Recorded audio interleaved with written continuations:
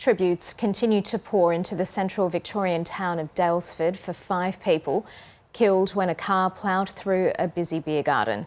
As police investigations continue, it's been revealed a much-loved family of 3 were among those who died at the weekend. Reporter Lexi Junowick joins us from Daylesford. Lexi, what more do we know about the victims of this crash? Well, Karina, we do know that 2 families have been torn apart by this tragedy here in Daylesford.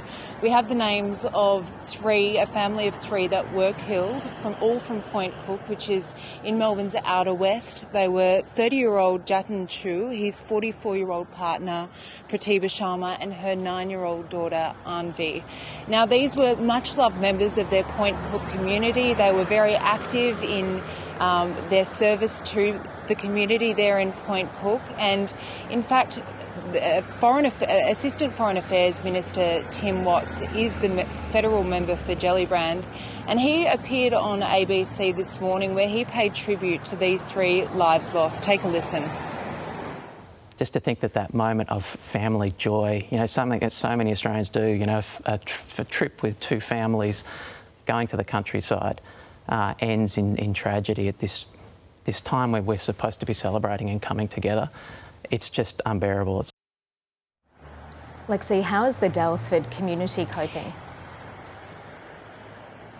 Well, Karina, we did see last night a vigil held right in the centre of the town. About 200 people attended, including local politicians and people not even from the town. It is only just under 3,000 in population. We saw people come from far and wide to share their support for this community, which is still very much coming to terms with the magnitude of this incident that unfolded on Sunday afternoon. Behind me you can see a mound of floral tributes that continues to grow.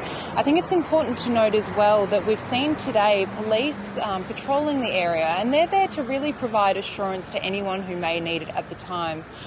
There's also a stand-up counselling centre that's been set up at Daylesford Community Health that anyone in need can access. And given that this community has never seen something like this before, the leaders, whether it be council, police, emergency services, have said it's not just today or tomorrow that that support's going to be available to those affected by this tragedy, but it will be in the weeks and months to come. I can imagine that support will continue to flow.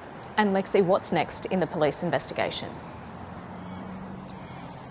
Well, we do know, Karina, among the 6 people still in hospital is that 66-year-old driver of the SUV involved in this crash. He's at Ballarat Base Hospital. He's in a stable condition, and police have said that they're expecting to interview him this afternoon.